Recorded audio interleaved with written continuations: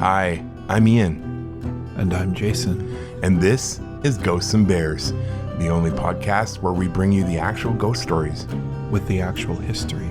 in the actual place.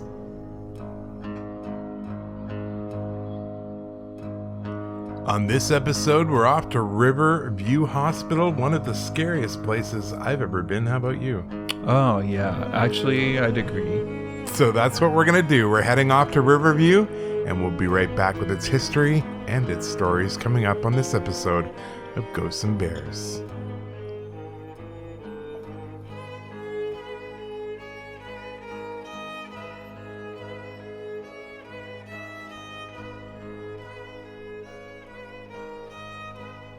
All right, and welcome. Thank you for joining us for this episode 3, season 2 of Ghosts and Bears. That's fantastic. And here we are, Valentine's Day night. And Yeah. what are we doing? Are we out enjoying dinner together? No. No. That's Are okay. we at a show or some other kind of Valentine's Day thing? No, we're here for you. Well, partly because we're procrastinators, but that's what we're doing. Well, we've been busy. We have been very busy, but we are trying to get it all done. We wanted to do this. This was actually the very first story I wrote for Vancouver's Most Haunted, and it was for a very good reason. It caught my attention driving past it many years ago, and then I kept seeing it pop up in different shows on Netflix. Have you seen it in some shows? Not the Riverview, no. Because it was in Sabrina the Teenage Witch. Oh, okay. They used it in X-Files a lot. Okay, yeah, I can recall that now, yes. They did there's just been, I think, 30 or 40 different movies and TV shows that have used Riverview. It makes sense, yeah. It's quite a large place. And it is quite striking. It's one of the few places that I personally have ever felt unnerved. I would agree. Like, not just photos. freaked out, but... And we'll talk about that a bit after we hear Gina's side of things. We have we met with Gina from HauntedHistoryBC, That's who right. we have worked with before. They're great. We love Gina Victoria. It was a lot of fun. Yeah, and Gina was great. And we are going to be chatting with her about the things she's heard and people she's run into there. And then after... Oh, that was Randy. He's He in it. has some things to say. Does he? He feels very strongly about this one. I believe he does. Randy's with us this evening. He seems quite reluctant to be locked outside, so we just decided to let him in. There you go.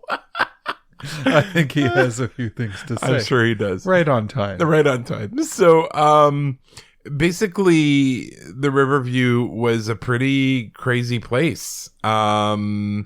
And we're going to talk about that, and we're going to talk about some of the stories from other people. I was lucky enough to talk to quite a few people about this place because it was pretty nuts. No, not Randy, though.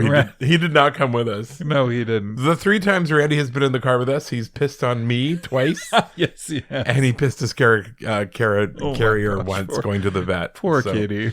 Poor kitty. He doesn't. I'm the one who true. smelled like a cat box. Yes, that's It true. was so gross. It's one of the reasons we sold one of the cars. The smell never did come out of the seat. On a hot day, it smelled like. On a hot day, it smelled like someone had left. I forgot about that. You remember that? It yes. smelled like someone left a cat box in the sun. So we're going to talk about that, and when we do, we will be. Of course, following it up with the stories as always. So hopefully you will enjoy yourself as we take a deep dive into Riverview Hospital. That was perfect timing. He's so funny. So Riverview. Now this was one that was really interesting to research. It is massive. It was a massive place. So basically mental hospitals, which is what it was designed to be, or the more colorful insane asylums in an old-timey way, never seem to get away with not being haunted. It just seems to come with the territory. That's fair. I haven't heard, have you ever heard of an old mental asylum that is not haunted? No, not one can come to mind. I'm just thinking like Waverly Hills Sanitarium, which is probably the most famous one in modern times. It's just nuts. Like, It's true. Well, nuts. I shouldn't say Well, that. That's not very respectful of That's mental actually health. pretty Perhaps it's the energy left behind because of the sort of mental unorganization. Maybe it has no idea it's supposed to move on. Maybe that deceased person is thrilled to finally have the freedom it's so craved in life and can see no reason not to or not to stick around, just hang out. Now they can do whatever they want. Sometimes in cases of severe mental illness, the person may not even realize they've died. Regardless, facilities across North America and Europe that have housed the mentally distressed always seem to end up with more than their fair share of spirits, both kindly, curious, mischievous, or downright terrifying. There's a lot of energy there. I remember taking the photographs in the entryway, and I got some really good ones. You did, and we'll post them. Yeah, I'm looking forward to sharing them. It was a rainy day. Yes. It was pouring rain. And we met Gina on the porch of one of the buildings, one of the lawns, as they're known. And it was a huge porch. I mean, it was the size of this room. It was two or three of these rooms. It was massive. Oh, way bigger than this. And yet, there was only three of us on the porch, and yet it felt very, very confined. It did. Yeah. It felt crowded. Riverview Hospital, which the older part is now closed, is currently a collection of unused buildings, not all of them, but all the older ones, on a sprawling piece of property in Coquitlam, which is part of the Greater Vancouver area. In 1904, the provincial government purchased over 1,000 acres to build the facilities, as the mental health care facility in Victoria was too full. And between Victoria and Vancouver, there was a tremendous demand for mental health facilities, and the overcrowding of the facilities that did exist was pretty shocking. The Coquitlam property, in a rural area at the time, also housed a farm that had been purchased as part of the land deal. This farm was quickly put to use, and through patient labor, surprise, it produced over 700 tons of crops and 20,000 gallons of milk. That's huge. A lot of crazy cows. You think they took in the mentally ill cows? I love it. Bessie turned on me. Away to the asylum with her.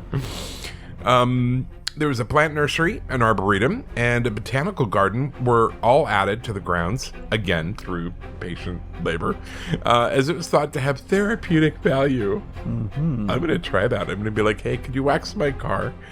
I think it has therapeutic value. That's fair. Well, some people do get, it's like painting. It's true. It worked for the Karate Kid. Yes. That's fair.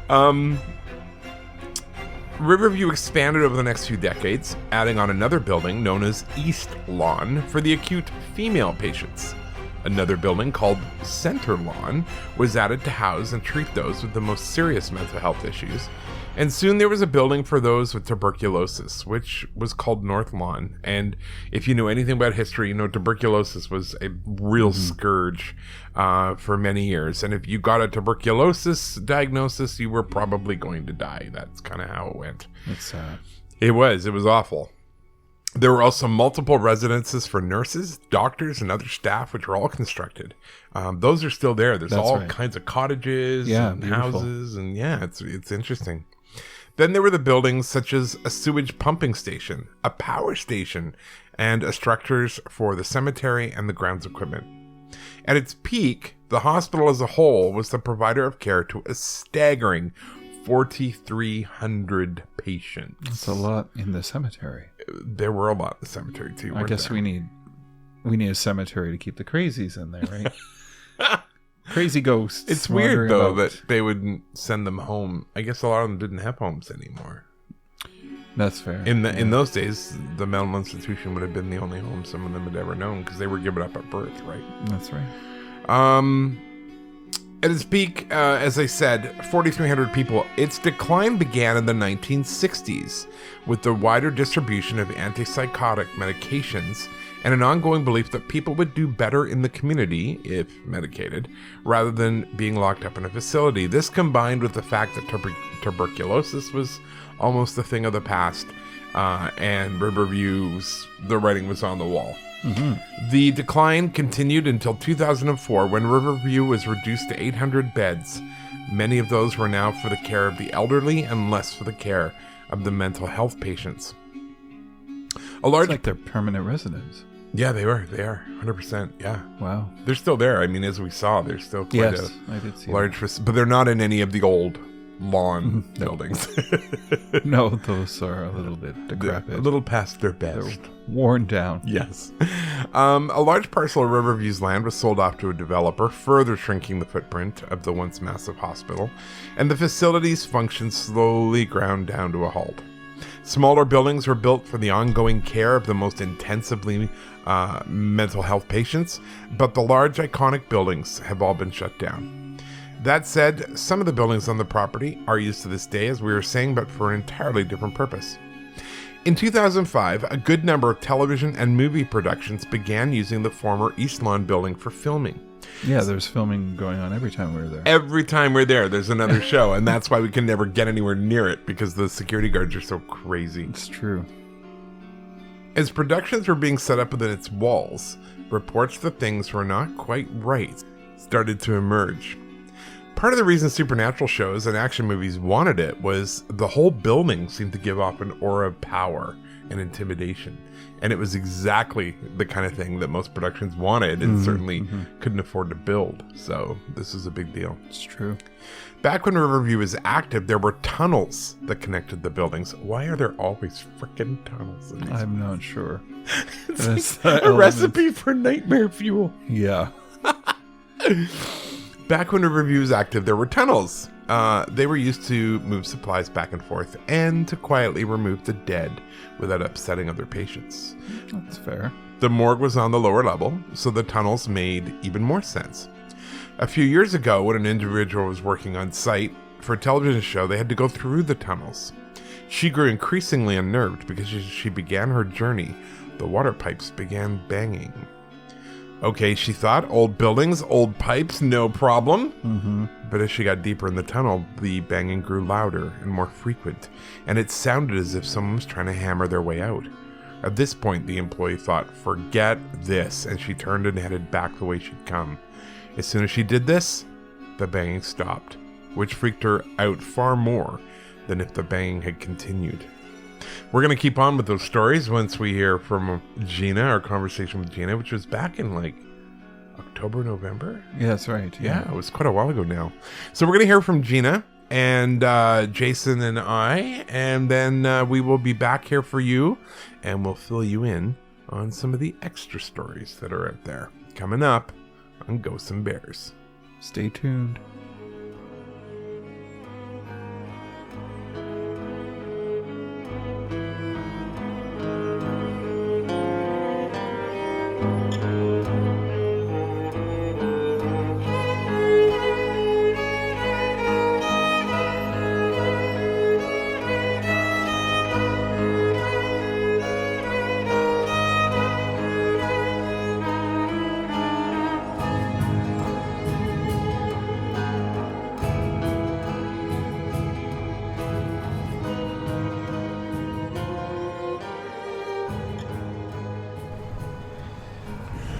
Well, welcome to story time. Here we are on a very rainy day. Now, Gina, you told me North Lawn, South Lawn, West Lawn? West Lawn. We're on West Lawn. We're in front of the West Lawn building, which is completely condemned except for this very cool porch, and we will certainly have pictures of it for your viewing delights.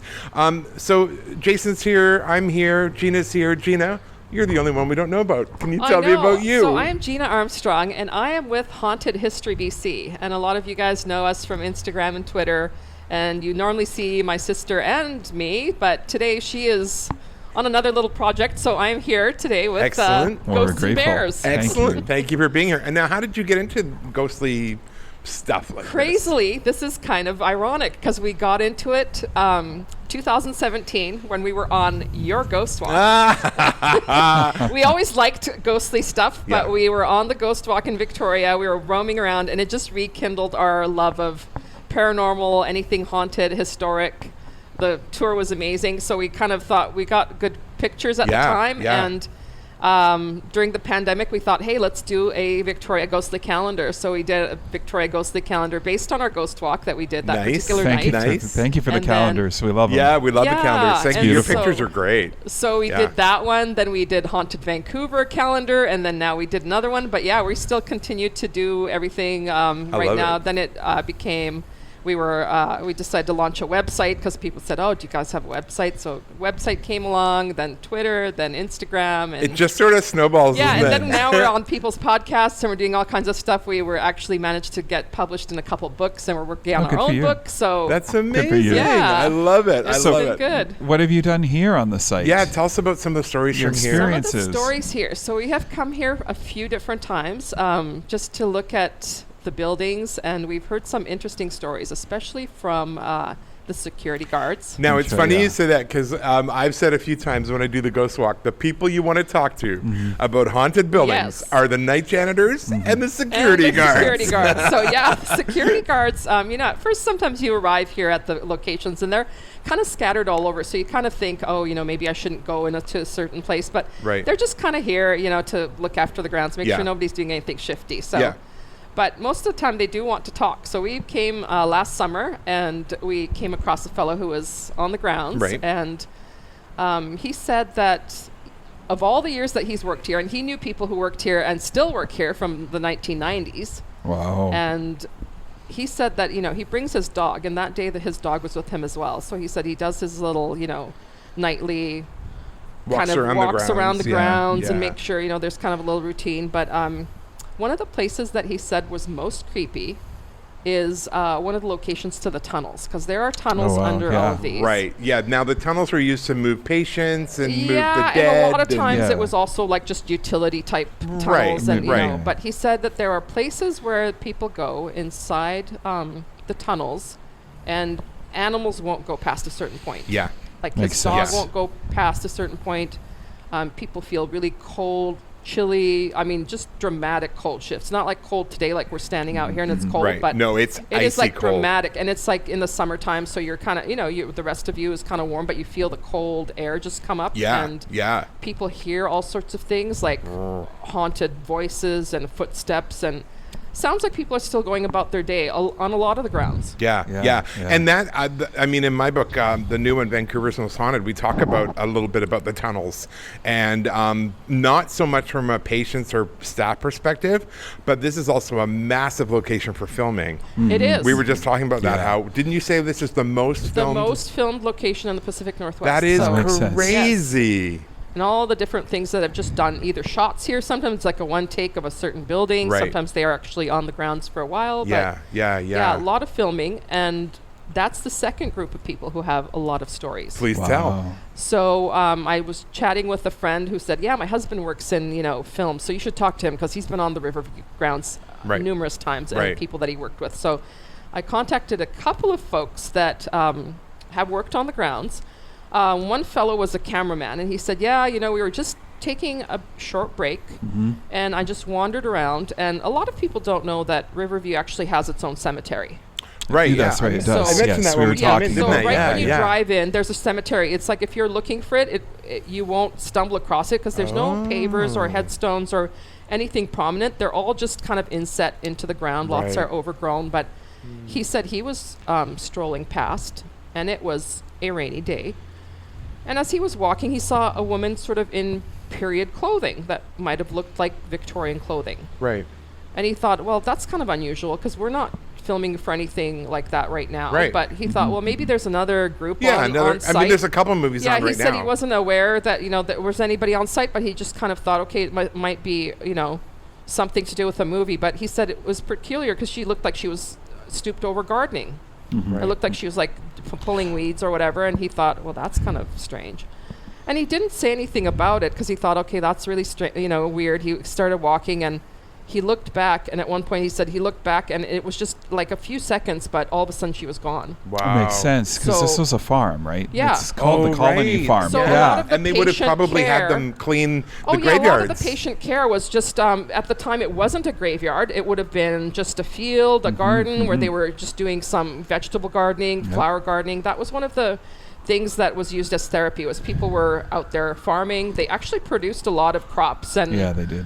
just for the general area. Yeah. So, so he thought, well, that's weird, but he didn't mention it because he was like, I'm not gonna say anything because it's just kind of bizarre. But then he overheard another guy in the group that they as they're kind of chit-chatting around, and the other guy said, yeah, the other day I just saw something really weird. I was walking past, and by the cemetery I looked and saw like this woman gardening, and she was gardening in the pouring rain. Oh my gosh. But he said, but the weird thing was her like clothes, and none of her looked wet. Wow. So So he he said- saw it That's too. cool. He saw it too, so that at that point both of them chatted about it, because I thought, okay, well, I saw the same woman, so it was obviously not for Yeah. a picture here, but Yeah. it was Wow. a strange ghostly woman. Was she a patient here? Was she a staff member? Because a lot of the staff and patients had a lot of close contact. I even heard during the holidays, like they would like sit down with the patients, have food with them, and it wasn't you hear the horror story part of it too because of overcrowding and all Sure. that, but there were some times where the staff and patients got pretty close, so everybody would partake in the gardening, in the maintaining of the grounds and whatever they were doing. So who knows? She could have been a nurse or somebody who was here caring for the patients. And I would think that back in the heyday, I mean, this place was really on its own. It was like a whole separate, almost like was a on its village. own. Yeah, it's its own Yes. community because Yes. it's 400 hectares, Yeah, so it's and I do mammoth. have to Massive. mention too, now that we're in the era of talking about First Nations, we are standing right now on the traditional grounds of the Coquitlam First Nations. Okay. And the okay. grounds That have makes been sense. renamed. It was it's now called the Semiquele grounds, Right. And it means the place of the great blue heron. So much Well- nicer than a lunatic asylum. Yeah. or Yeah, the that asylum, label, but insane we asylum. do have to yeah. acknowledge that even before this was here, there was thousands and thousands of years of where 100%. Indigenous people were here. And now I believe here, because, I mean, we are, of course, here because of the grand old, condemned buildings. Yes. But there is still healthcare going on here. Isn't there a There seniors is. home I and think so. addictions? Yes, so they a little while ago, a few years ago, I think they decided that they were going to revamp some of the grounds and reuse some of the buildings, build new buildings, and there are a couple of treatment centers that are actually still in use right now. So Yeah, that's good. they've been kind of revived, and people do come here. So yeah, certain portions you don't want to really roam around too much because there are people still here. You Of don't want to take course. pictures of that, things No, like that. no, but no. But people do come here because of the vegetation is beautiful. Oh, it's stunning. The Yeah, it leaves is. right Grounds. now. It's very mature. Yeah, and Yeah. back in the day, they Lush. brought in botanists, and this was one of the most beautiful grounds where they had several different species of vegetation. Really? So they trees. wanted it to be like a park. They wanted to be and like a park, beautiful and it was. And back before the overcrowding, this was supposed to be like a new innovative way to treat people through gardening, and you produced things, and you were supposed to kind of be in a nice place by the river here and Right. kind of get healthy. But Again, best intentions, right? exactly. Yeah. So Yeah. I remember doing the historical research on this place, and the overcrowding was just heartbreaking. Yeah, because It I just- think by 1940 they said place was supposed to be like for 1,800 patients, Yeah. but they had over 4,500 Yeah. Wow. that were, so you can only Yeah. imagine it's like 3 times the amount that were supposed to be here. Yeah. And, some of the staff said, oh, yeah, we had to actually wheel out the beds into the hallways to change the linens because the beds were so close together That that you is couldn't so even sad. get, Wow. around them. So, And I wish I could say that, oh, well, this was unique in the field of mental health. But it was the same thing across North America. yeah, and it was not just, a symptom of the mental health facilities, but the prisons and the, and the incarcerated institutions where people were supposed to be Yeah. there, and it's X amount of people, but all of a sudden, just it was overrun, and then things just start going downhill because there's not enough staff to take care of them and not enough resources. And When we were talking about doing this episode, I mentioned it on one of our Facebook or something. And one of our people, she remembers, she's retired now, but she remembers her grandmother being sent here. And there's a lot of shame attached to that. And really, it would have been run-of-the-mill mental health concern Yeah. now. Yeah. But back in the day, there was no medication, there was no No. nothing, and the family Right. didn't know what to do with her. Or they had Yes. lithium. so either, Well, yeah, so either Basic. one In of the two 60s. things. I Basic, think yeah. they kind of locked you up to get rid of you, and so nobody else Yeah, would speak yeah. about you. But also, I think a lot of people that came here weren't necessarily mentally ill. Like the things that they would lock you up in, lock you up for in the 1900s were things like unwed mothers. And, you know, like, so a lot of people, like, you think, okay, overcrowding, well, how did it happen so quickly? Well, there was probably a huge population that shouldn't have been in a you know, mental hospital.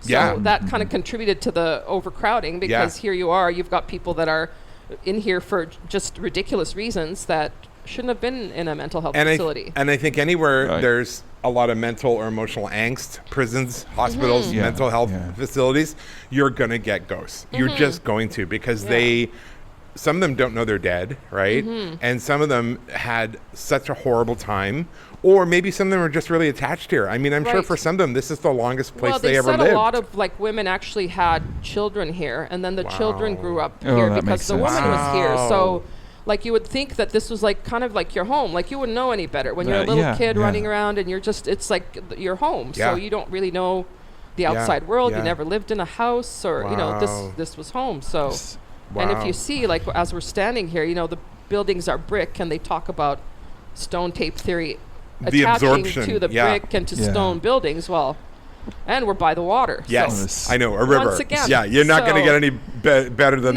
No, so there's probably a lot of energy in here. And we hear about, like, inside too, like people hear alarms still going off. I was going to say, have you heard any other stories from the security guards? And there's a black dog story. So people say that, you know, they've seen an actual dog inside one of the buildings too. So there's ghostly apparitions of animals. So I don't know if that's from necessarily, you know, the Riverview era when it was the hospital, but they saw that. And then things like alarms going off, the lights, like when patients used to turn on the lights if they needed something, so those kind of go on. And people just say that they've heard, you know, ghostly voices, and it just, like, phones ringing and things that, like, are your day-to-day things that would happen during the day on a regular, probably a residual type haunting, right? It's not anything that's a intelligent haunting, but just day-to-day sounds that are still kind of going on. However, if I'm patrolling the hallways as a security guard and I hear a phone ringing in a building where I know there's no electricity, I'm going to have some concerns. Oh, yeah. Oh, definitely. And one of the guards actually said that. So they kind of look through, you know, to make sure that nobody's doing anything strange. But they said, you know, sometimes you see lights on in buildings where, like, you know, there's no electrical power, but you see the light on. So you're, like, thinking, and they know that there's not filming going on. So that would be kind of eerie to look up. How would they deal with that? What do they do with that? They just say it's just part of being here, part of the grounds and the energy of the grounds, and they just know that there's, you know, some of them really kind of have been here long enough to know that that's just kind of what's here. And you kind of share the space, and you know, there's nothing antagonistic that goes on. There's just, that's good. You know, there's nobody said that there's anything, like, threatening, but you just feel like the cold rushes of air, and you feel, you know, you see things, hear things that are unexplained. No kidding. Which is kind of what we love about it. Oh, yeah, no, and I wish that, you know, they were in better shape, that you could go inside. Because once upon a time, they used to give tours inside that you could still see some of the, you know, you see, like, you would see the gurneys or the beds, or, you know, and I've been able to take some pictures from the outside windows. Like, if you sort of get close enough, you can take some shots. And there's still hospital equipment in there. Oh, there's still hospital equipment. And, you know, and you see some of the decor, and you think, oh my goodness, who, you know, what were they thinking? Like, you see the checkered floors, and, you know, that was like the dance hall or whatever.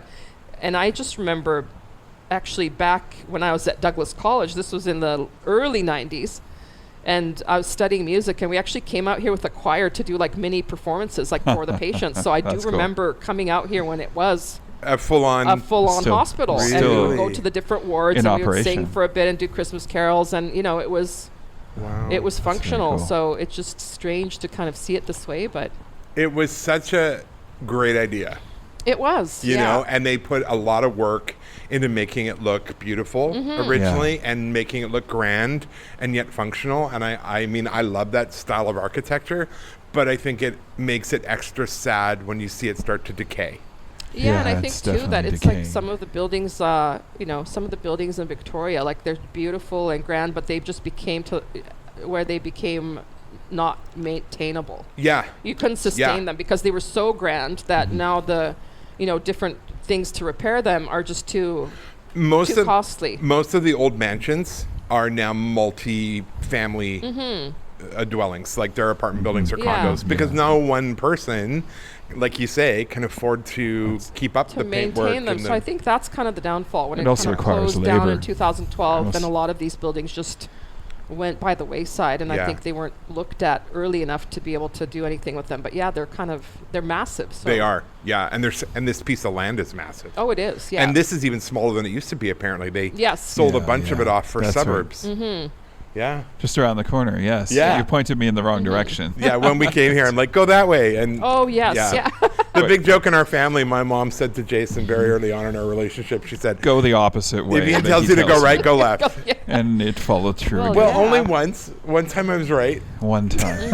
in 5 years. That's pretty good. But yeah, no, I was really drawn to this place. This is the very first chapter I wrote for the Oh, Vancouver book. interesting. Because I saw pictures of it and I was instantly drawn to it.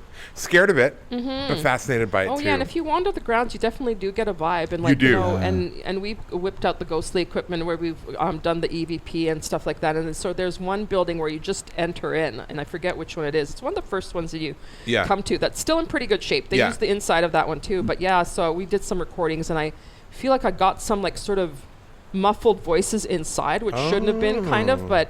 Yeah, so... But again, almost like people just going about their business. Just people going about their business, kind of talking Interesting. inside. You hear kind of the echoey, inside the hallways. And you never, with some of them you're never sure because they do a lot of filming, so you think, oh, is somebody actually inside? Yeah, or, yeah. but yeah, That is they're... so cool. So what have you felt in these buildings? Just the same thing that people say too, like that just you feel kind of drawn to them when you're Yes, here, like you want yes. to be around them, you Yeah. want to look at them, and we come repeatedly to this location because it's half an hour from where I live, and so we've come multiple times, and just you can feel that there's a lot of energy here for sure on the grounds. I think a lot of it, some of it's from the horrors that took place, if you want to call it Right, that, but yeah. also I think some of it's from just the fact that people were here, and it was it did take a lot of energy to like build the place. Just think of all the people that took to build the Oh my gosh, locations yeah. and I couldn't Oh my gosh, imagine. yeah. so a lot of people have a lot of history here. I particularly felt really drawn to the cemetery.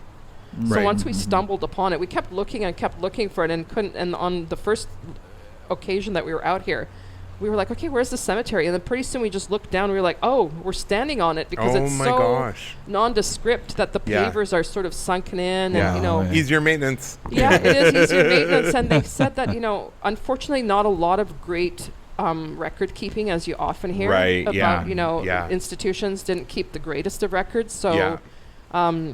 I just kind of felt really drawn to the cemetery and just wanting to do some research on who's there and Yeah. who was buried there, just because you feel like those people sort of deserve that. And I think that's why we keep talking about it. Yeah. And that's why people keep visiting it. A lot of times, people kind of balk at like, oh, ghost hunters coming out to look at. But, a lot of us have really intentions beyond that. It's the For history sure. of the place. For- The buildings yeah, are for sure. beautiful. We are well aware that they won't be standing forever and ever because Yeah. the building that we're standing on the grounds right now, one of the security guards did share that there's a huge hole in the ceiling of this building, Wow. and that it has been Then it's taken just over a by matter of nature. time. Like Yeah. there is like It's a matter of time. yeah, they said Yeah. that there's growth and stuff inside, Yeah. and just It seems like it's- once the roof goes. yeah. And they Yeah. said too that that they're not going to bother knocking them down because the easier thing is for just nature to take it over because it is expensive to knock them down and Right. dangerous to knock them down. So Right. they just kind of wait for them to sort Yeah, of I get it. Okay. wither away basically. So Let nature no, take it back. yeah. In a so way, though, that can be quite beautiful. that could be, yeah. And Yeah, like yeah, the it building adds is very character. old. The paint's peeling, like we're seeing now. We're by Yeah. these giant columns here and everything, and the moss and everything took over. But we keep coming back to take all the pictures we can because Yeah. You You never know, know how you long it's never going to be. know. And- And in a way, I guess it's always changing. it is. Yeah, it is always changing. It looks different in different seasons, and I think the ghost stories just kind of add to the intrigue and the mystique Absolutely. of the buildings. And Do you know how many people are buried in the graveyard? Did you ever they find said out? probably about a couple hundred, but they said probably Wow. more than that because just they Record didn't keeping. keep the greatest Yeah. of records. So a Yeah. lot of and people eventually stopped visiting them, like we Sure. said, because of the shame. Yes. Like they didn't get Yeah. a lot of visitors. So I feel like we come here sometimes to visit the cemetery just to kind of say hi, and if there's any Mm-hmm. residual people just lingering, that they know that they're that they're not forgotten. They're not forgotten. I think that's the main thing, is that you feel kind of, yes, they're spooky, but they're also very appealing. Like, you kind of want to keep coming back. So I get it. This is a... Do you have any other questions, Jay? I don't know. Thank you. Yeah. you're welcome. I'm Thanks so for glad we very got much, to yeah. do this in finally. person, I I know. know. Yeah, it's fantastic. Yeah. We weren't able to make it over on September 29th. Yeah, We'll feel so- bad I know. about Well, the that. ferries are kind of, and even now, the weather. I just keep seeing the cancellations. I So know. hopefully I know. You guys can get Hopefully we can back. go home. Yeah. Yeah. Well, thank you for this, because I love, and I'm scared of being here. So it's a great. Oh yeah, no, it's I definitely great. feel Opportunity. the energy is confused. Yeah. I felt that when I did the first photographies for the book. Yeah. And I Yeah, because we don't- came here quite late in the day. Yeah. And Jay took a bunch of was pictures, and some getting ended up dark. in the book of what we took that day. Yeah. And I agree with you. It's a confused energy. Some of it's I feel tense. patient-based, I feel and some of tense. it's more staff-based. Yeah, And it's when kinda we were all in the mixed up cemetery, together. I have to Feel say, we came in the unrest. summer. The first time we saw the cemetery was summertime, and it was a nice, sort of a dusk, but it was still light out. But it was just a sad feeling. Like, Yeah. it was a heavy, sad Yeah, feeling yeah. that even the sun couldn't quite shift Yeah. away. Like, I get so it. we just kind of wanted to spend some time there and take some nice photos and to kind of commemorate who's there. And I think there's a lot more research to be done. I agree. Well, thank you for doing it. Okay. Yeah. So where can people find you online? You mentioned a few places. Yeah. Where Yes, would they you go? can find us on Twitter. So we're at HauntedHistory2 on Oh, Twitter, cool. and then we're at HauntedHistoryBC on Instagram, and then our website, HauntedHistoryBC.com. Amazing. Thank you well, very thank you much. so much Thanks, for being with us. guys. Yeah. And many more years of exploring this place as it keeps changing. Yeah. Hey, let's Absolutely. check out the grounds. All right. All right, please. Take care. Thank you. Bye. Thanks, everybody. We'll see you on the other side. Yes.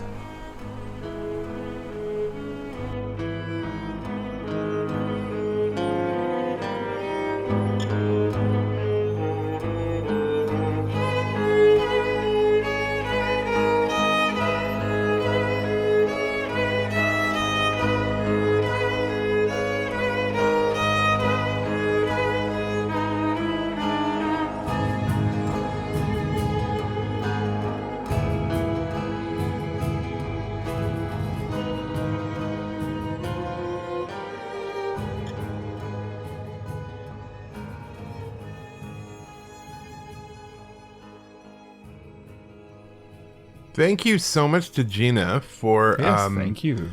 coming and hanging out with us on that very rainy, gross kind of day. So we were really grateful for that because it was wet. And also just giving us sort of her perspective. She doesn't think of the place as all that scary. Which is odd because I found it was not pleasant. I honestly, like we said before, we were on that balcony and it felt like we were in a crowd. It was like melancholy Yeah. and its infinite sadness, but I didn't create that, sadly. That's a band name. No, that's the name of an album. I love that album. Well, who's it by? Smashing Pumpkins. Right. But Right.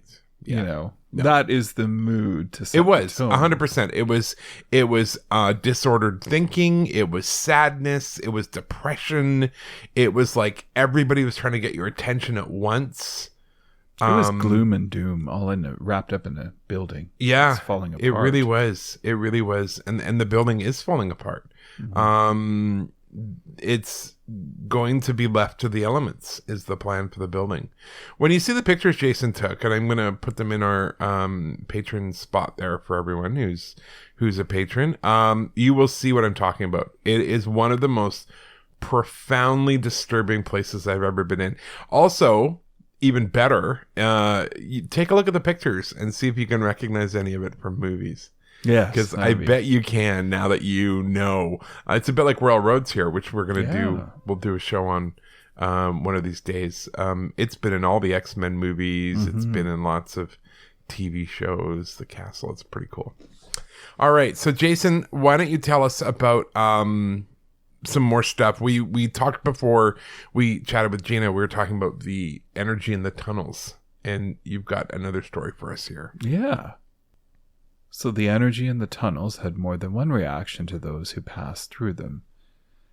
Sam was the night guard for one particular movie set, and he was required to patrol throughout East Lawn and ensure that no one would get into the set or steal anything. One of the places he had to go were the tunnels.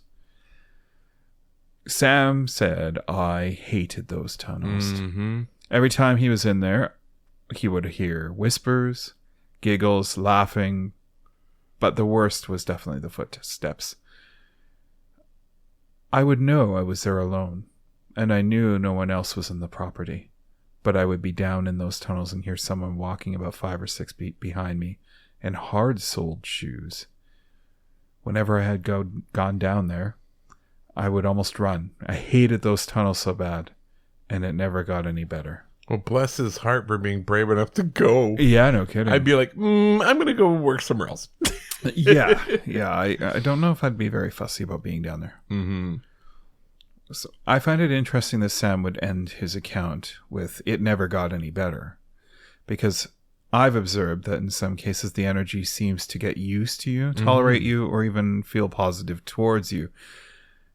Enough that it would rather play jokes on you than scare you, but this is not the case for Sam. I would agree with that too. And I found that, like I've talked before about doing the ghost walks. Yeah. And we have that room at the end, which is profoundly haunted by something. Yeah. And I have been doing ghost walks now. I think I'm going into my 8th year. And it took me probably 2 years to be comfortable enough that I didn't run in that room, do what I had to do, and run out again. Yeah, I'm not fussy about that room either. No, but it was another guide who said to me, who professes to not believe in ghosts, by the way. This other guide said to me, maybe you need to just be in there and let the energy get used to you. Mm-hmm. Because it seems that once this energy knows you belong, it kind of backs off. And that's been true for me. Do I go in there with excitement by myself? I do not. No. But I can be in there now and not feel like I'm twitching out. So that's a good thing. But yeah, maybe that is the difference with the tunnels, the energy. I don't know. But then you're dealing with a disordered energy. So I'm not exactly sure how good that would be. So another employee, Will, one of the employees who worked on multiple television shows, was on site at the Riverview buildings for long stretches of time, sometimes for many months.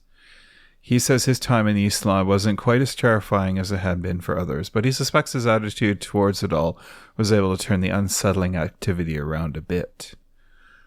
He told me the usual stories about hearing noises in empty rooms, as well as shuffling, footsteps, disembodied voices, all the things other people had experienced. As a set decorator, he needed to be in different parts of the building at times when other people often weren't, so he got quite used to being there alone. I wouldn't. Yeah, I don't think I would feel that comfortable either. Nope. It's just... Yeah. Yeah. God bless Will. It's just... Yeah. I don't know how to explain the atmosphere. Yeah. But it is chilling. It is. So sometimes Will would have to use the elevator to move pieces of scenery or carts of set dressing from one floor to another, but oftentimes something else had other plans for Will's elevator journey. He would load up the elevator, and instead of going to the 2nd or 3rd floor as he intended, he would find himself in the basement, where the elevator doors would open and remain open. The first time it happened, he figured that since the elevator was old, it was just malfunctioning. But that wasn't the case. Will could hit all the buttons he wanted, but nothing would cause the elevator to move or the doors to close. Oh my gosh, not cool. So some sort of weird force was holding it. Not cool. Randy, what do you have to say? No. Not much. Not a ton. He doesn't have a big opinion about that one. Okay. Keep going. On one such occasion, he grew increasingly frustrated and thought he was going to have to unload the elevator in the basement and haul the set pieces up the stairs by hand. Understandably, the prospect left him grumpy. After pushing buttons with no results, he loudly huffed, "Oh, just go ahead already, give me a break." With that, the doors closed and the elevator headed to the 3rd floor where Will had wanted to go in the first place. That's awesome. This was not an isolated incident, and if it was nighttime and Will was on his own, the chances of such disruptions were much greater. Will soon learned that all he needed to do one of the hijacked elevator trips was to say something like, "Okay, very funny. Can we go?" The doors would then close as a voice activated and the elevator would go on its way. That's amazing. Yeah. And he just kind of rolled with it. It's like Star Trek. Yeah. Computer, take me to deck Computer, 1. deck 10. Yeah, exactly. That's awesome. Computer at the bridge.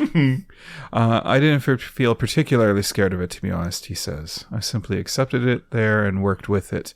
It's that kind of attitude that has allowed Will to work on multiple productions, filmed in the old East Lawn building when many others have simply refused to come back and in some cases quit in the middle of the job. Yeah, do you blame him? No. No. I think for our listeners, if you ever are in Vancouver, it's certainly worth checking out because the energy is crazy weird. Yeah. Even just driving around, like we got out and went up on the porch, which was one thing. But even if you just drive around, you will feel it. Yeah, you feel it just driving. It's crazy. Oh, I gotta stop saying that. The next person who I was lucky enough to speak to, and I should preface this by saying that one of the big lessons I've learned over the years, if you want to write a ghost book, you need to talk to security guards and night janitors, because they're the people who are there on their own mostly. Yeah. And a lot of times when the place is empty. They probably heard the bump in the night. Yeah, I bet. It's not just a mop falling over. No, it's not. But that's what you tell yourself. Yeah. Kelly, a night security guard with years of experience under her belt, had a completely different experience. She was not someone who believed in the paranormal. I love it when those people end up in these places. Yeah, I think it does change some people. Some people are just, they just choose not to acknowledge the existence. Well, for Kelly, she always believed there was a logical explanation for everything. And as far as she was concerned, everything fit in a nice, neat box. Until Riverview. While she had had some odd experiences in her time, she had never experienced any place as blatantly and actively haunted as this place. Kelly was, at first, thrilled to get the Riverview gig. It was a solid 8-hour shift with no responsibilities other than to patrol the abandoned hospital site, making it a quiet environment, and there were no members of the public to deal with. Longest 8 hours ever. Well, it could be, or not. When she was on shift, there were no filming projects going on, so the site was silent and empty. Kelly had done one evening shift there already, but the second night was very different. In retrospect, she tells me she realizes that during that quiet first shift, she figures the spectral energies were sizing her up, which I think that makes some sense. On her second shift, just as Kelly began her patrol through the building, she saw the shadow of someone ahead of her duck into her room. This put her on alert, naturally. "You'll have to come out of there," she called out, "and I'll need to escort you from the building." She got a quick glimpse of that person, if only from behind. A tall, thin, slightly balding man wearing what looked like pajamas. She approached the room she'd seen the mystery man go into, tightening her grip on her flashlight in case she needed it to double as a weapon. Kelly stepped into the room. Oh yeah, we're in Canada. Security guards don't have guns. Just saying. That's correct. Kelly stepped into the room, ready to deal with whatever she found, but discovered nothing. There wasn't even a piece of furniture in the room. No closet, no bathroom, nothing. Kelly left the room feeling confused because she had without a doubt seen a man go in there. As Kelly made her way through the building, working her way down the different levels, she kept hearing voices, laughter, footsteps, loud and clear enough that it would actually make her turn around. She also had the unnerving sense of being watched. It was as if she'd walked into a crowd of people she couldn't see, but she knew were there, which is that same exact feeling we felt. Yep. But we weren't even inside. No. When coming down the stairs from the second to the first floor, Kelly stumbled, not because her boot had caught on anything, but because she had the distinct feeling of two hands on her back giving her a good, hard shove. She caught herself from tumbling down the stairs, but at this point, her nerve was quickly deserting her. By the time Kelly got to the ground floor and was now supposed to go to the basement, she knew that was just not going to happen. Well, hopefully she wouldn't take that same elevator. Yeah, hopefully not. Not only did Kelly leave the building, she left the property. She sat in her car, parked near the gate until her shift was over. And then she drove to the headquarters of the security firm and told them she would not be returning to Riverview. Smart. And that she needed a new assignment. There was absolutely no way this non-believer was ever going back there. It really, really affected her. Really freaked her out. Yeah. That makes sense. I had a great conversation with a guy named Glenn. Glenn has some amazing stories, but Glenn is also an actor. And he was talking about Riverview as well. And Jason has his story. So Glenn, a local ghost investigator who is in the focus of the Burnaby Hospital chapter. From the Vancouver book, yeah. Yes, works as a background actor on many of the shows and movies shot at the hospital. He would often go on impromptu ghost hunts in between takes. After one such adventure, he came back to the dressing room to get changed. A fellow actor who was in with him looked at Glenn's leg and said something along the lines of, "Your wife got pretty wild last night, eh?" Oh, gosh. When Glenn looked down, he saw a clearly defined bite mark that had not been there before the ghost hunt less than an hour before. It was right on his thigh. Ouch. Yeah. Glenn showed Ian the picture. There's no mistaking for what it was. A perfectly visible bite mark made by a full set of top and bottom teeth. It was a teethy ghost. It was a very toothy ghost, yes. Frankly, I would have called it a day right there and headed home, but Glenn is braver than Ian is. He had felt nothing, as if often the case with seemingly ghostly assaults. Yep. Scratches will appear on people and some experiences or even bruises, but they don't recall feeling anything or injuring themselves in any way. That's fair. Yeah, absolutely. And ultimately, different people experience different sides of any haunting. Our own attitudes and possibly our own fear level seems to either fuel or calm whatever entity may be residing in a place. This would explain the differences in experiences had by Will and Kelly. Perhaps the spirits got used to Will and saw him as someone to play with, but Kelly was seen as an intruder. Mm-hmm. There are many, many stories about the different experiences people have had in East Lawn, in particular, and Riverview as a whole. East Lawn is not open to the public, but when I got as close as I could to the place, which was right up on the outside of it, there are fences around some of the older buildings. Mm-hmm. I had a strong sense of sadness, abandonment, and confusion. The people who lived out their lives there were taken care of, or at least supervised their entire lives, and suddenly found themselves alone in the spirit world. It's no wonder they're not the most welcoming of entities when in their minds they've been left to rot along with the place they called home. Mm-hmm. The future of East Lawn is uncertain. I suppose it will be used for filming of movies and television shows for as long as it can be.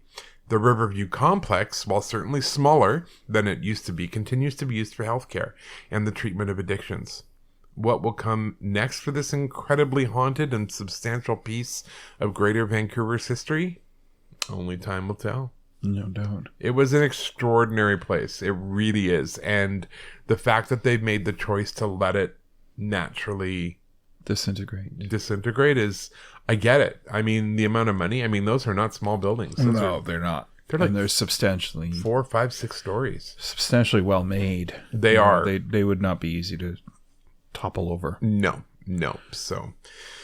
So there you go. That is our story of good old Riverview.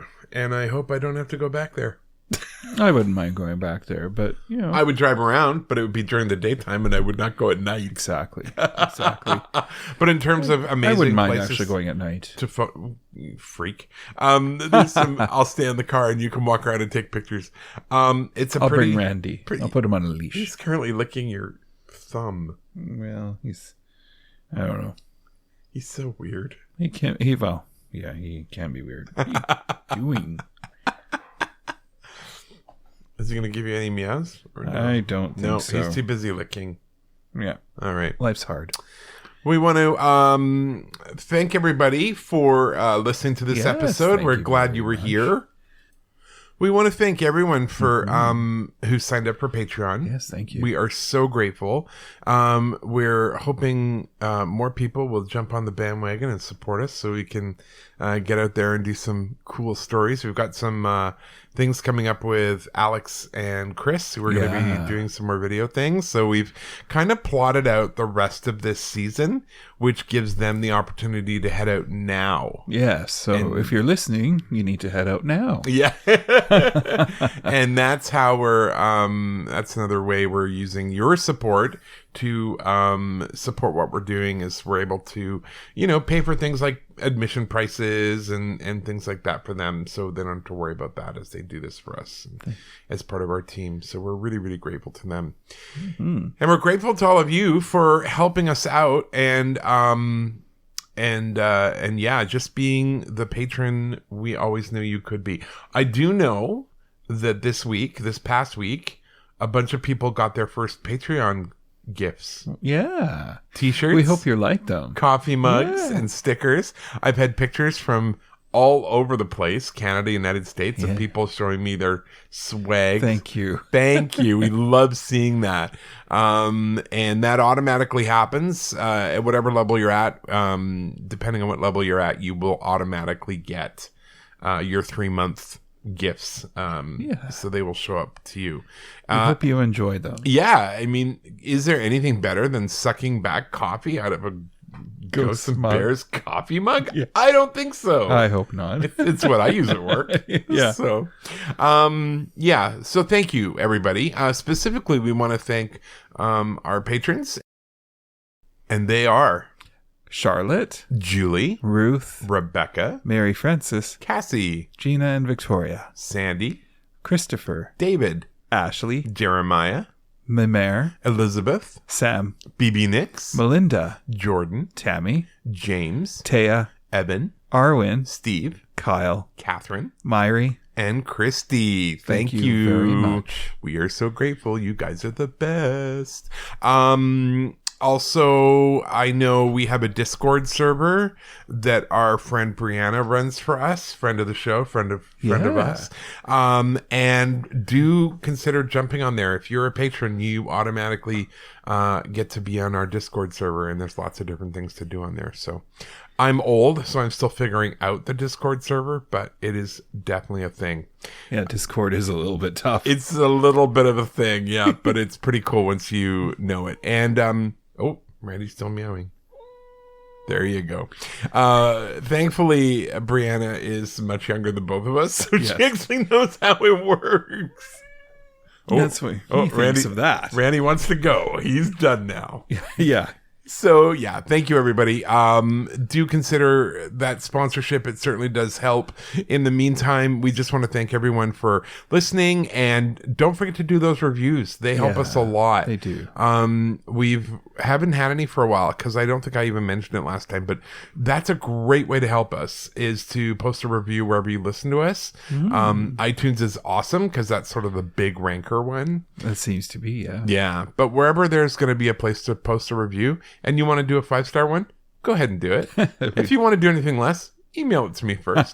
We're grateful. We're just really grateful. So thank you, everyone, for listening and for supporting us and coming back for more. And we're looking forward to this season because, as I said, we have it all planned out. So it's going to be pretty cool. Tons of fun. And we will also attempt to record it earlier than one day ahead. Yeah. Well. But hey, you've got to keep it fresh.